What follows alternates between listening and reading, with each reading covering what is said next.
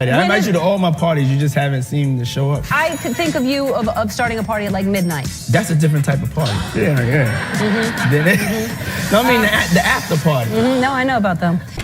It's hard to believe that just a year ago, Diddy was still love on Instagram, posting yacht pics, hosting $1 million parties, living like an untouchable icon. Fast forward to now, he's in one of the most dangerous jails in America, stripped of all power, wearing orange, and sleeping on a metal cot under 24-hour surveillance. The man once hailed as hip-hop royalty is now facing sex trafficking, racketeering, kidnapping, and a string of civil lawsuits that could bury him for the rest of his life. Over 100 legal battles, with more stacking up by the week.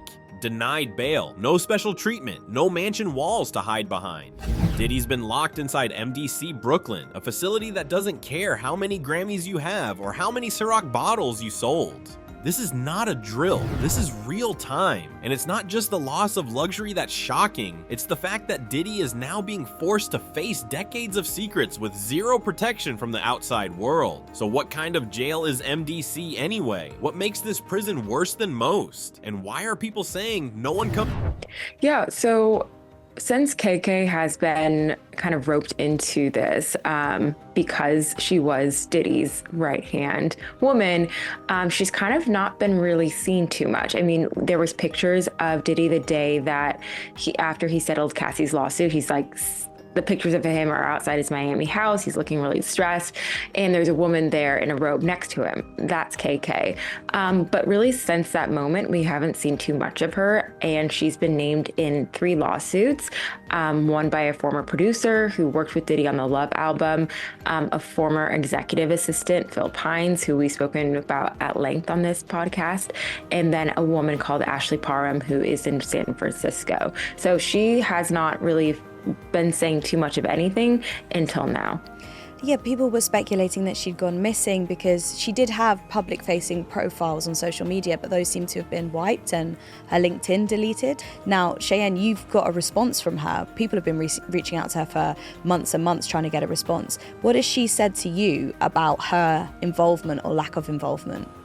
Yeah, so in a statement given to me at Rolling Stone, KK basically said that she's been dealing for months with these really awful allegations, and they're causing her family harm, they're causing her harm, and she definitively says, I've never condoned or abated and abetted the sexual assault of anyone, nor have I drugged anyone. And she basically says that these allegations are heinous and disturbing, and that she looks forward to clearing her name. Sean, we've had 2 superseding indictments now, and she hasn't been added on as a co-defendant. Is there a possibility that she may have gone in and given her own evidence to maybe, if she had done something wrong, and she could receive, sort of take a plea deal there? There's a possibility. Do I believe it's realistic? Probably not, mostly based upon her statement, because her statement is a very strong denial. And if the prosecutors were going to meet with her and put her on the stand, you would assume her statement would have been so bold as, I've never done anything wrong whatsoever, because it was open her up for cross-examinations. And why did you lie in the statement? And now you're lying on the stand. And that's just my gut reaction. And we haven't really covered what she's been accused of in these 3 different civil lawsuits. So Lil Rod is a producer who was working with Diddy in the Love Off the Grid album that came out in 2022. She was accused early in a lawsuit from him, which was filed for $30 million.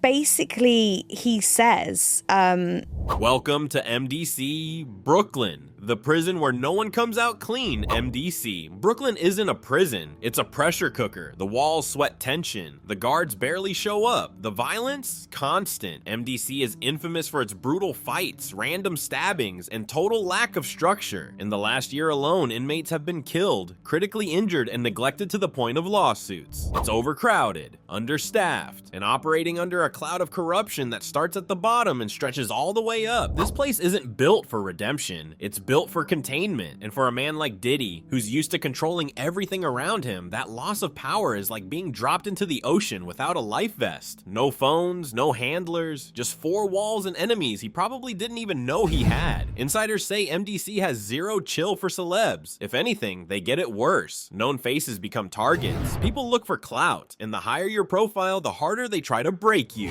There's no VIP tier at MDC, just predators, pressure, and paranoia. Which brings us to the biggest risk of all, being a celebrity in a Shark Tank. Who? To who? You That's what have I'm to saying. you have to have done it to someone, but there's no effort at all to uncover that. Yeah, but I'm saying now this year, it's kind of crazy how this year started off with, what's his name, Cat Williams on Shannon Sharp. He starts talking, spilling the tea, sipping the cognac. Yeah. And then now this whole P. Diddy thing. Sometimes you have to tell Diddy no. Oh, man, bro. Yeah, it's crazy. Oh, man. Sean Diddy Combs' alleged list of accomplishments to be revealed soon. The names will shock you, attorney says. Whoa. I think he's going to sing, I think he has to sing or he Bro, goes also, to I'll jail tell for you the one rest of his thing. life.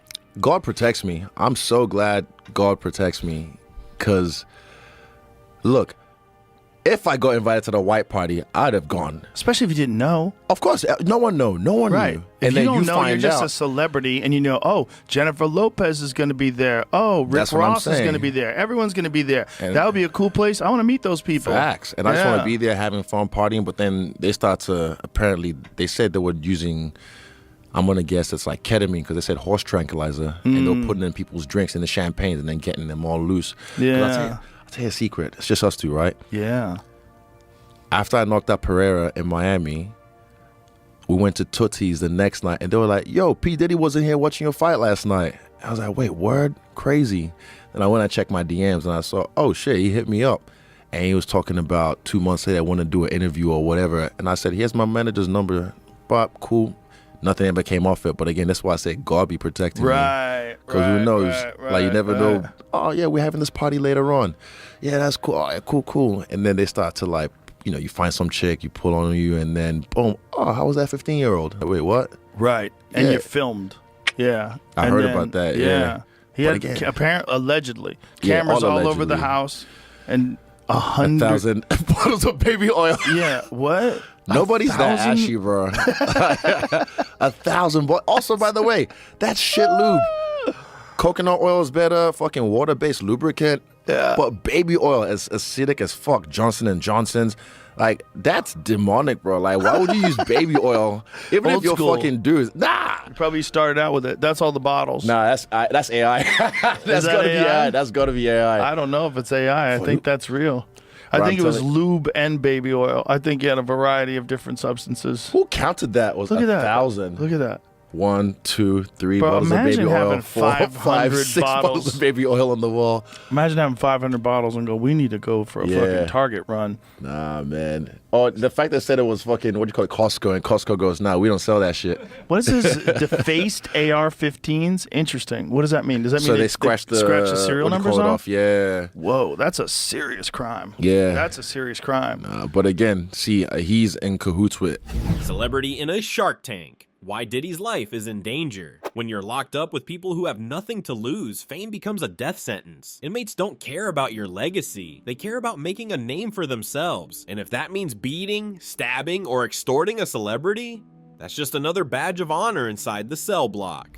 Sources say Diddy's name is very well known within MDC, and not in a good way. To them, he's not a mogul, he's bait, and a high-profile one at that. They've allegedly moved him to protective housing to avoid incidents. But let's be real, no one is ever really safe in that environment. If someone wants to get to you in MDC, they'll find a way. Whether it's slipping something in your food, setting you up in the yard, or bribing a crooked guard, the risk is everywhere. And for someone with Diddy's long history of scandal, secrets, and enemies, it's open season. That's why some people believe the biggest danger Diddy faces isn't even from the courts. It's from the people behind those bars. Especially when you consider that some of his alleged victims or former employees could be locked up in the same facility. Which brings us to what inmates are really whispering about, the freak-off fallout. The freak-off fallout is his past catching up to him inside. MDC isn't just a jail, it's a gossip factory. Every new inmate, every scandal becomes fuel for the rumor mill. And if you think the freak-off tapes, celebrity secrets, and sex trafficking allegations stayed outside those walls, think again. Diddy's past is being talked about inside those cell blocks, loudly, often, and with rage. Word is spreading that Diddy might have hurt people who are now in there with him, or people connected to current inmates. And when you mix humiliation, power, and pain in a place like MDC, you get what the inmates call get back energy. People don't forget betrayal, especially behind bars. Some inmates believe Diddy's downfall is karma in real time. Others see him as a ticking time bomb. What's crazy is how fast his legacy is crumbling. Even inside, he's not being viewed as a boss or a player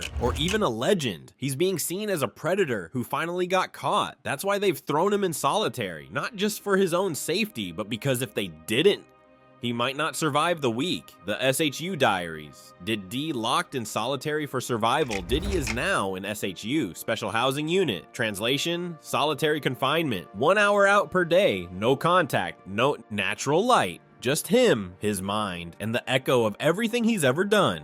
Experts say extended time in SHU leads to hallucinations, emotional breakdowns, and total psychological collapse. And remember, Diddy's already dealing with public humiliation, criminal charges, and a legacy in flames. Let's talk about Diddy, Sean Diddy Combs. He's allegedly been paying his fellow inmates for the use of their telephone accounts to allegedly influence his sex trafficking trial and blackmail victims. This is according to prosecutors. What more can you tell us about this? Yes, so he does not want investigators and prosecutors to be able to hear him on these calls. These calls are recorded, so he's using other inmates to allow, in exchange for cash, he uses their phone time, so it's filed under their name. So it will be harder for investigators and prosecutors to go listen in. But he's also asking the person on the other end of the phone to do a three-way call. So that is also against the rules. I don't know what the repercussions of something like this could be. Perhaps he could have those privileges taken away, phone privileges taken away. But clearly something nefarious is going on for him to be so strategic in the way he's trying to, to outwit the prosecutors. We haven't talked about Britney Spears for a long time. There are reports her youngest son, Jaden, who's 18 now, has reached out to his mum, who he hasn't seen for some time. He's been estranged from her. He wants to reunite. What can you tell us about this? It's so sad that she has really no contact with her own children. Yeah, so he moved to Hawaii with his brother and father and his father's new family. Here, Rita, I'm a little cynical here because I understand that the child support has recently run out since he's turned 18 years old. Dad is no longer getting those big checks. And so I'm wondering if he's reconnected with Mommy because it's the Bank of Britney, and it's always been the Bank of Britney. So, I don't mean to be Debbie Downer, but I'm a little cynical when it comes to these children that have been critical of her in the public and in the media. All of a sudden, somebody, comes home and is ready to get back in with Mommy. I think it might be the Bank of Britney. Let's talk about the showdown in the courtroom over the bombshell video allegedly showing Sean Diddy Combs beating his then-girlfriend, Cassie Ventura. Now, Diddy's lawyers are arguing to exclude the footage from the rapper's upcoming sex trafficking trial. Legal contributor Brian Buckmeyer joins us now with more on what this could mean for the high-profile case. So good to have you. Okay, so they want this video left out. What's their argument for this? So Mark Agnifilo, Sean Combs' attorney, is arguing that, you probably hear this phrase, this is not a true and accurate representation of what the video depicts. He's saying a number of arguments that the CNN had taken this video and sped it up. They kind of chopped it up into this montage, and it's not accurate. He's also making the allegation that the original video no longer exists. And so because this isn't accurate, the jury shouldn't see it. And according to Diddy's attorneys, because the original doesn't exist or it's been tampered with, no video such as this should be presented to the jury. So what is CNN saying about these claims? So CNN has come out and said, we did not alter it. We did not change anything. And in fact, they're saying that they do have the original as well. So on multiple levels, Sean Combs' argument kind of falls flat, because if it is sped up, and I think there is some degree of it's being sped up, if the original still exists, that can still be used as evidence against Sean Combs, not necessarily to the allegations of sex trafficking, RICO conspiracy, or the transportation for purpose of prostitution, but to show that this is a force that it was used to keep victim number one, who we believe to be Cassie, in this video. Being alone in that kind of environment, that's the kind of thing that breaks even the toughest men. Sources close to the case say Diddy has become paranoid, withdrawn, and possibly unhinged. He's not talking, he's barely eating. The paranoia is setting in, and some say it's not just guilt, it's fear. Fear that the system's closing in, fear that someone's coming for him, and maybe worst of all, fear that he's finally alone with himself. And just when you think things can't get more twisted, there's a whole different storm brewing inside MDC, because corruption and chaos aren't just rumors, they're the reality of every single day. Smuggling, corruption, and chaos. MDC is a crime ring itself. Now, if you think Diddy only has to worry about the inmates, think again. MDC Brooklyn isn't just known for violence, it's also infamous for being one of the most corrupt federal detention centers in the country. This isn't just a rumor, it's backed by years of busted guards, shady operations, and internal investigations that read like a crime thriller. Officers have been caught smuggling in drugs and cell phones and even weapons. One correctional officer was literally arrested after leading an unauthorized high-speed chase and opening fire on a civilian vehicle. That's the level of wild we're dealing with. So imagine Diddy, a billionaire and alleged sex ring mastermind, stuck inside a place where everyone has a price. If an inmate wants to send a message, a crooked CO could make it happen for a price. If someone wants access to him or to something from him, the system at MDC is flexible if you know who to pay. That's why sources say Diddy isn't just in danger from inmates. He's also being watched by people on the payroll. Some staff might be protecting him, others waiting for the perfect moment to flip. This kind of environment isn't built to help anyone survive long term, especially not someone with Diddy's history. Add in the pressure from federal investigators, and you start to see why things are slipping fast. And that leads us to something people often forget about celebrities in jail. What happens when your mind starts turning on you?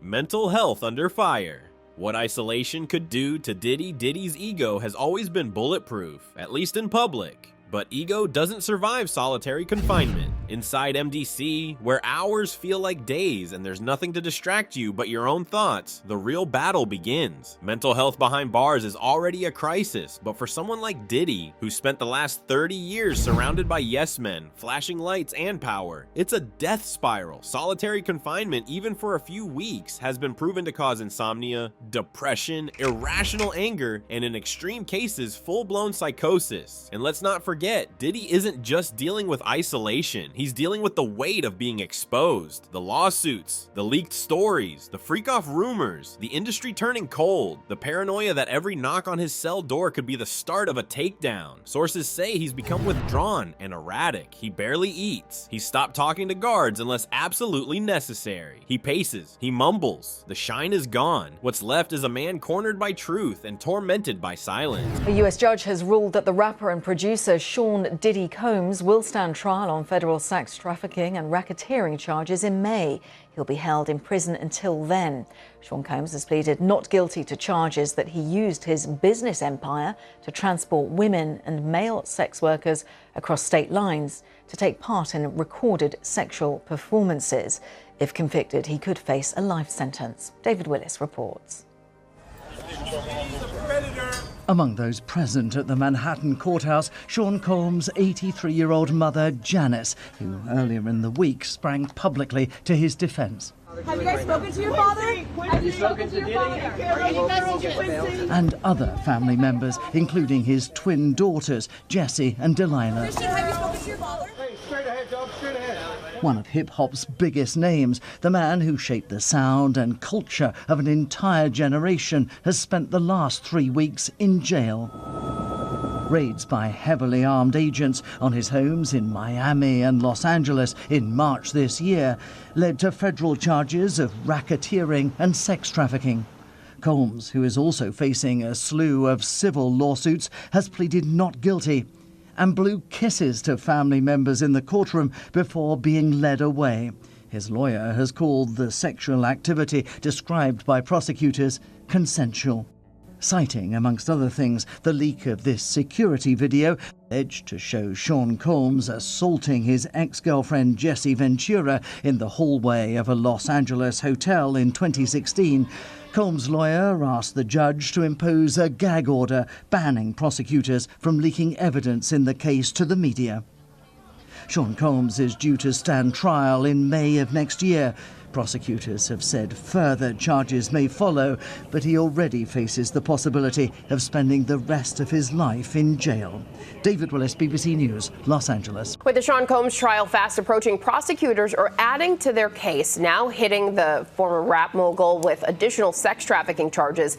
ABC News' chief investigative correspondent Aaron Katursky is here with those details. Good morning, Aaron. Hey, good morning, Janae. Sean Combs is set to go on trial 1 month from today, and the case against him just got a little bigger. This morning, Sean Diddy Combs faces 2 additional criminal charges a month before he's scheduled to stand trial in New York. Federal prosecutors charged Combs with an additional count of sex trafficking and an additional count of transportation to engage in prostitution. Both relate to an individual referred to in court papers as Victim 2. Combs previously pleaded not guilty to 1 count of each of those charges, as well as the most serious charge he faces, racketeering conspiracy. For Sean Combs, the challenge in this new superseding indictment is that any one alleged victim could amount to serious prison time. He would have to disprove each and every one of the 4 alleged victims, because if even one is believed, he could serve life behind bars. Combs now faces a total of 5 federal counts that could get him decades in prison if convicted. His attorneys are downplaying the new indictment, saying in a statement these are not new allegations or new accusers. These are the same individuals, former long-term girlfriends who were involved in consensual relationships. This was their private sex life, defined by consent, not coercion. But the indictment says Combs lured women under the pretense of a romantic relationship into engaging in sexual encounters, and when he didn't get his way, prosecutors allege Combs kidnapped a woman, flashed a gun, and dangled a female victim. Even his legal team has raised concerns. They claim he's being kept in a condition that makes it impossible to prepare for trial. They say the system is pushing him to the brink, and that may be true, but the system isn't the only thing pushing. The walls are closing in legally too, and it's getting uglier by the day. Legal trouble from the inside. Is Diddy's defense falling apart? Diddy may have millions in legal support, but even the best lawyers in the game can't fight what they don't have access to. Reports surfaced that federal agents entered Diddy's bail and seized legal documents, papers that may have included private strategy, sensitive details, or protected communications. Diddy's legal team immediately responded, calling the search unconstitutional and a direct violation of attorney-client privilege. Now, they're filing motions to get evidence thrown out and may even argue for a mistrial based on rights violations. Yeah, so since KK has been kind of roped into this because she was Diddy's right-hand woman, she's kind of not been really seen too much. I mean, there was pictures of Diddy the day that after he settled Cassie's lawsuit, he's like, the pictures of him are outside his Miami house. He's looking really stressed. And there's a woman there in a robe next to him. That's KK.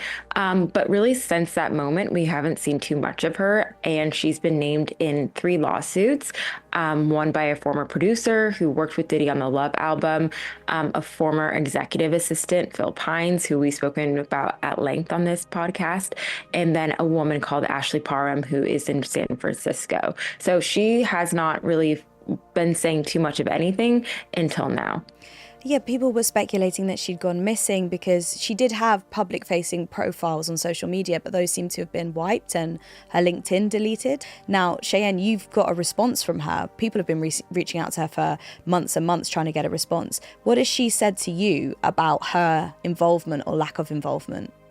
Yeah, so in a statement given to me at Rolling Stone, KK basically said that she's been dealing for months with these really awful allegations, and they're causing her family harm, they're causing her harm, and she definitively says, I've never condoned or abated and abetted this sexual assault. But here's where things get sticky. The feds aren't backing off. If they were bold enough to enter his cell and take documents, it means they believe there's something explosive hidden in those pages. And if they find proof that Diddy was using coded instructions to coordinate with, People on the outside, or worse, trying to suppress witnesses. This case goes from damaging to devastating. Meanwhile, Diddy's been cut off from his normal flow. No team, no assistants, no middlemen. His lawyers say the prison environment makes it impossible to mount a fair defense. But some insiders believe the truth is Diddy's out of moves. His usual playbook, buy silence, spin media, distract with controversy, doesn't work behind federal bars. The game he mastered on the outside means nothing here.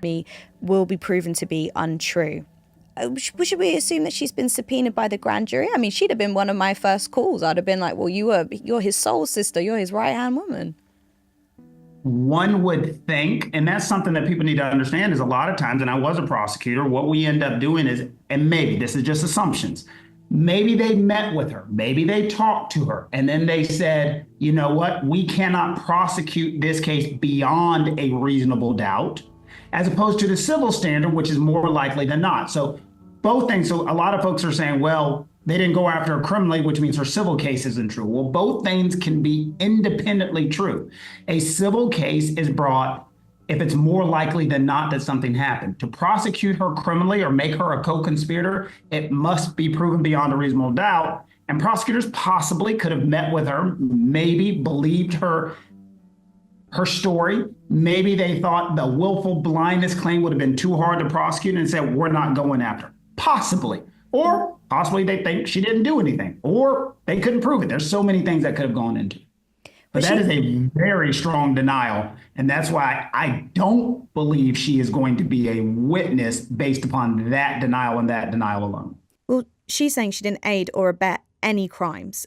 But should we read anything into the fact that she hasn't said, and Diddy's innocent? I never ever saw him do any of these things, and I was around him all the time. Yeah, we can read into it. She's not stupid. That's something you don't want to go out on that ledge and make the government that angry with you. And that would be going out to a very strong ledge. And at some point in time, if she has any representation, they're saying you need to worry about yourself. Do not go out on the ledge for anybody else because, your words come back and haunt you. Let's say he gets convicted. Then all of a sudden, for the rest of time, there's a statement of you saying Diddy's innocent and the people don't want to deal with you at all. So, yeah, I would have advised her not to talk about him in the slightest. It was May 12th. We've got those opening statements. If she is giving evidence, if she's called as a witness, if she's in the room, we will let you know when the trial begins. Next, we need to talk about Tony Busby. Tony Busby is our Texas trial lawyer who said he had over 150 cases or claims that he could bring to court against Diddy. He stood in front of that 1-800 number in October of 2024 and said, if you've been sexually assaulted by this man or you have evidence, please call us, and we're looking to represent them, not as a class action, but each individual lawsuit. As we know, he's filed a lot of cases since then, civil claims. One of them is by an anonymous man who's using the pseudonym John Doe. He's accused Diddy of sexual assault. Diddy denies the allegations. But it's within this case, the judge presiding over that specific case, Judge Abrams, has said, wait a minute, you're filing a case in this. As Diddy's legal team scrambles and the walls close in, the outside world is shifting too. The ripple effects are being felt in every corner of the industry, and the silence from the biggest names in music? Deafening. Industry shaking. How Diddy's arrest is bringing the game down. Diddy's fall isn't happening in a vacuum. It's sending shockwaves through the entire music industry. This isn't just a scandal, it's a reckoning. His arrest triggered immediate action. Labels distanced themselves. Artists quietly unfollowed. Longtime friends and collaborators suddenly went MIA. And major brand deals dead in the water. What used to be a symbol of success is now a liability. No one wants to be seen near the burning building. And that's a great question. And there's a standard before you can get in front of a jury. We have a couple of tests. It's from case law. One's called Daubert, D-A-U-B-E-R-T, and one is called Frye, F-R-Y-E. Those are the standards. The judge must, before you can even allow this person to get in front of the jury, they actually have to be an expert. You just can't say I'm an expert in gum chewing. It has to be something that has scientific reliability to the community at whole. After the judge determines it has some level of expertise, the next thing they have to do is what's called a probative versus prejudicial balancing test. The judge has got to make a decision if this is actually going to be probative, helpful, or just prejudicial just to put information in there. For example, you could have a sex position expert. Yes, that might be science, might be expertise, but you just don't want to throw that in front of a jury. And third, and the most important thing, the judge has to make the decision, is it actually going to help the trier of fact? Because really, the funny part about it is, all an expert is somebody who knows more than you know. That's it. So we always make the joke that a fifth grader is an expert on everything in the fourth grade because he knows more than everybody in the fourth grade. And that's the standard. It's weird, but that is the standard. But the real panic? It's behind the scenes. Industry insiders say several celebrities have already lawyered up, fearing they'll be named in upcoming testimonies or pulled into lawsuits. Producers, performers, even executives. The fear is that Diddy, cornered and alone, might start snitching to save himself. And let's be real, if tapes really exist, if the feds have footage from those infamous parties, nobody is safe. The trust is broken. The image of hip-hop moguls as untouchable kings is shattered. And everyone from artists to assistants is wondering who's next. Because if Diddy could fall, if the man who once threw parties with royalty and had global hits can end up in MDC, then what chance do the rest of them have? But while the game's collapsing around him, there's still one big question looming over everything. With the trial just around the corner, will Diddy even make it there alive? The clock is ticking. Can he survive before the trial starts? Diddy's trial is set for May 2025, but people close to the situation are whispering the unthinkable. He might not even make it that far. Between the violence in MDC, the mental toll of solitary confinement, and the legal chaos unraveling day by day, there's growing concern that this case could end in tragedy before a verdict is ever reached. And let's not forget, Diddy isn't just fighting the government, he's fighting everyone, old friends, former allies, celebrities with secrets to protect, even the streets. His enemies want silence, his victims want justice, the system wants to make an example, and he's stuck in the middle with no escape route, no handlers, no reputation to shield him anymore. Every hour is a test, every day is a gamble, and if he slips mentally, legally, or physically, it's over, just like that. We've seen powerful men fall before, but nothing like this. Diddy's downfall could be the final blow to an entire generation of gatekeepers, and if he talks, if he gives up names, tapes, or details the world isn't ready for. Janice Combs, in regards to those lawsuits, she has not put out a statement, she's been very quiet, and of course she's going to be dealing with this for a very long time, and so she needs to pay that up. I don't believe that any of these people have their own coin. They have not worked in a day of their life. They've got golden spoons or IVF, fluids running through their veins. They don't really do anything for work outside of Diddy. They basically just use Diddy for his money. I don't know what jobs they've done. I don't know what kind of brand, merchandise, YouTube channel, none of these, projects, none of these sons have any of that. So he's a rapper, isn't he? I don't know if he make money. But isn't he was on some shows and different things. They just showed a picture of him in concert. Did he get paid for that? Then this trial won't just be about him. It'll be about everybody he's ever worked with. Do you think Diddy makes it out of MDC Brooklyn in one piece? Or are we watching the final chapter of a man who thought he was untouchable? Is this just the start of something bigger? Something the industry's been hiding for decades? Drop your thoughts in the comments below.